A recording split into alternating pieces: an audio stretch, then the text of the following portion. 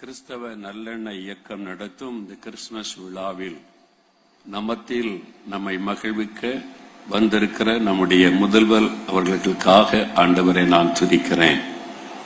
இந்த நாளிலே ஒரு மூன்று காரியத்தை மாத்திர சுருக்கமாய் சொல்லி நான் முடிக்கிறேன். முதலாவது, நம்முடைய முதல்வர் அவர்களுக்கு கிறிஸ்தவ சமுதாயத்தின் சார்பாக நான் நன்றிகளை தெரியப்படுத்த விரும்புகிறேன்.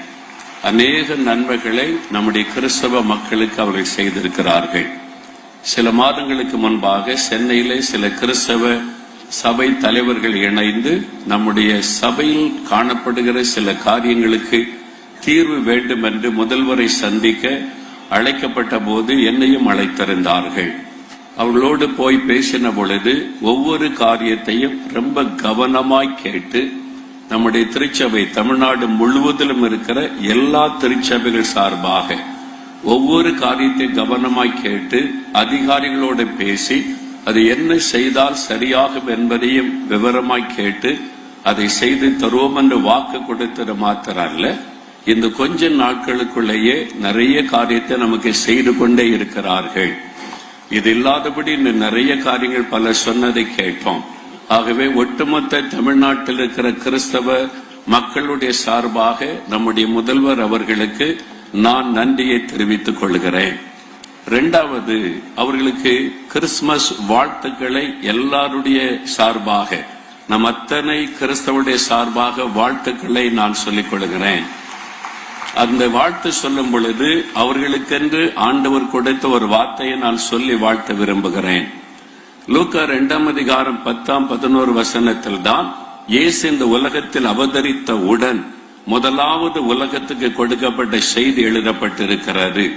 பயப்படாதிருங்கள், பயப்படாதிருங்கள். அதுதான் உலக மக்களுக்கு கொடுக்கப்பட்ட முதலாவது கிறிஸ்துமஸ் செய்தி. நம்முடைய முதல்வர் அவர்களுக்கும் ஆண்டவர் இயேசுவின் நாமத்தில் நான் சொல்லுகிற வார்த்தை, எந்த சூழ்நிலை கண்டு பயப்படாதிருங்கள். எப்படிப்பட்ட நெருக்கங்கள் வந்தாலும் பயப்படாதிருங்கள், எப்படிப்பட்ட எதிர்ப்புகள் வந்தாலும் பயப்படாதிருங்கள். பயப்படாதபடிக்கு நீங்கள் தொடர்ந்து முன்னேறி செல்லவும் தமிழ்நாட்டு மக்களுக்கு நன்மை செய்யவும் ஆண்டவர் இயேசு உங்களுக்கு துணை நிற்கும்படி நாங்கள் உங்களுக்காக பிரார்த்தனை செய்கிறோம். உங்களுடைய பெயராய் அவர்கள் அறிவித்தபடி இது மாதிரி ஒரு கூட்டத்தில் மாத்திரமல்ல, அன்னிதனமும் லட்சக்கணக்கான கிறிஸ்தவர்கள் எங்களுடைய முதல்வருக்காக நாங்கள் ஜெபித்துக் கொண்டிருக்கிறோம். அவர்களுடைய சுக பலனுக்காக, நீடிய ஆயுளுக்காக, அவர்கள் தமிழ்நாட்டு மக்களுக்கு என்று எடுக்கிற எல்லா நன்மையான காரியங்களை வாய்க்க பண்ணுவதற்காக, ஒவ்வொரு நல்ல காரியத்தை தமிழ்நாட்டிலே கொண்டு வருவதற்கு அவர்கள் படுகிற போராட்டங்கள் நமக்கு தெரியும். அத்தனை காரியத்திலும் ஆண்டவர் துணை நின்று ஜெயம் கொடுக்க, உங்கள் மூலமாய் தொடர்ந்து தமிழ்நாடு சிறந்து விளங்க ஆண்டவருடைய கரம் உங்களோடு இந்த வழி நடத்த பிரார்த்திக்கிறோம். உங்களை நாங்கள் அதிகமாய் நேசிப்பதற்கு காரணம், எங்கள் வேத புஸ்தகத்தில் ஒரு வார்த்தை சொல்லப்படுகிறது. அதிகாரத்தில் இருக்கிறவர்கள், ஆளுகிறவர்கள் ஜனங்களுக்கு நன்மை செய்யும்படி தேவனால் ஏற்படுத்தப்பட்ட ஊழியக்காரர்கள் என்று ரோமர் 13 அதிகாரத்தில் சொல்லப்படுகிறது. நாங்கள் எங்களை சொந்த ஒரு ஊழியக்காரர்களாக, தேவனுடைய ஊழியக்காரராக உங்களை நாங்கள் நேசித்து உங்களுக்காக நாங்கள் ஜெபிக்கிறோம். 1 தீமோத்தேயு 2 அதிகாரம் 2 வசனத்தில் அதிகாரத்தில் உள்ளவர்களுக்காக நீங்கள் ஜெபிக்க வேண்டும் என்ற வார்த்தைக்கு கீழ்ப்படிந்து உங்களுக்காக ஜெபிக்கிறோம். நம்ம எல்லாரும் நம்முடைய அன்பையும் நம்ம அவங்க மீது வைத்திருக்கிற பாசத்தை வெளிப்படுத்தும்படி ஒரு நிமிடம் நாம் இணைந்து கருத்தாய் ஜெபிக்க போகிறோம். எல்லாருடைய கண்களை மூடி நாம் ஜெபிக்கலாம். கிறிஸ்தவர்கள் மாத்திரம் எழுந்து நின்று ஜெபிக்க கேட்கிறேன். நம்முடைய ஆண்டவருக்கு முன்னாலே நின்று ஆண்டவர் நமக்கு தந்திருக்கிற முதலமைச்சருக்காக ஒரு ஸ்தோத்திரம் பண்ணி ஒரே ஒரு நிமிடம் இருதயத்தை இணைத்து பாசத்தோட ரொம்ப பாரத்தோட நம்ம ஜெபிக்கணும்.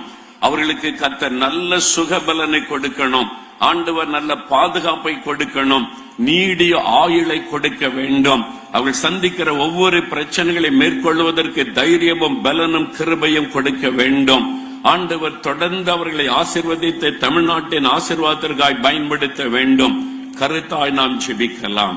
தகப்பனே, நாங்கள் உமக்கு முன்பாக, உம்முடைய சிங்காசனத்திற்கு முன்பாக உம்முடைய பிள்ளைகளாக நாங்கள் நின்று எங்களுக்கு நீ தந்திருக்கிற முதலமைச்சருக்காக நன்றி சொல்லுகிறோம். நீர் அவர்களை ஒரு ஊழியக்காரராக எங்களுக்கு தந்திருக்கிறீர் என்ற வேத வசனத்தை விசுவாசித்து அவர்களை முழு இருதயத்தோடு நேசித்து அவருடைய சுகத்துக்காக நாங்கள் ஜெபிக்கிறோம். அவர்கள் நல்ல ஆரோக்கியமாய் இருக்க வேண்டும் என்று ஜெபிக்கிறோம். ஆண்டவரே, அவர்களை நீர் பாதுகாக்க வேண்டும் என்று நாங்கள் ஜெபிக்கிறோம். எல்லா தீமைக்கும் பொல்லாத மனிதர்களுக்கும் பொறாமை கொண்ட மனிதர்களுக்கும் நீர் அவளை விலக்கி பாதுகாத்து நடத்த வேண்டும் என்று நாங்கள் ஜெபிக்கிறோம். அவளுக்கு நீடிய ஆயுளை கொடுத்து ஆசீர்வதிக்க வேண்டும் என்று ஜெபிக்கிறோம். எங்கள் தமிழ்நாட்டு மக்களுக்காக அவள் படுகிற பிரயாசங்கள், எடுக்கிற முயற்சிகள், அதற்காக அவள் போராடுகிற போராட்டங்கள் எல்லாவற்றிலும் நீர் அவளுக்கு ஜெயம் கொடுக்க வேண்டும் என்று நாங்கள் ஜெபிக்கிறோம். ஆண்டவரை, பயப்படாதிருங்கள் என்று சொன்னபடி ஒரு நிமிஷம் கூட அவருடைய உள்ளத்தில் எதை குறித்த பயம் வரவே கூடாது என்று நாங்கள் ஜெபிக்கிறோம். ஆண்டவர் அவளை தைரியப்படுத்தி பலப்படுத்தி சகல காரியத்தையும் தைரியத்தோடு மேற்கொண்டு முன்னேறி செல்ல கிருபை கொடுத்து வழிநடத்த வேண்டும் என்று ஜெபிக்கிறோம். நாங்கள் அத்தனை தெய்வ பிள்ளைகளும் ஊழியர்களும் ஒன்றிணைந்து இயேசு கிறிஸ்துவின் நாமத்தில் எங்களுடைய முதலமைச்சரை ஆசீர்வதித்து நாங்கள் ஜெபிக்கிறோம். இயேசுவின் நாமத்தில் ஜெபிக்கிறோம் பிதாவே. ஆமென், ஆமென். உட்காருவோம். நன்றி ஐயா. சமத்துவத்தை பேணும் இன்றைய நிகழ்வில் அடுத்ததாக வாழ்த்துரை வழங்குவதற்காக திருநெல்வேலி ஸ்ரீமத் பரசமய கோளரிநாதர் ஆதீனம் ஜெகத்குரு ஸ்ரீலஸ்ரீ புத்தாத்மானந்த சரஸ்வதி பரமாச்சாரிய சுவாமிகள் அவர்களை அன்புடன்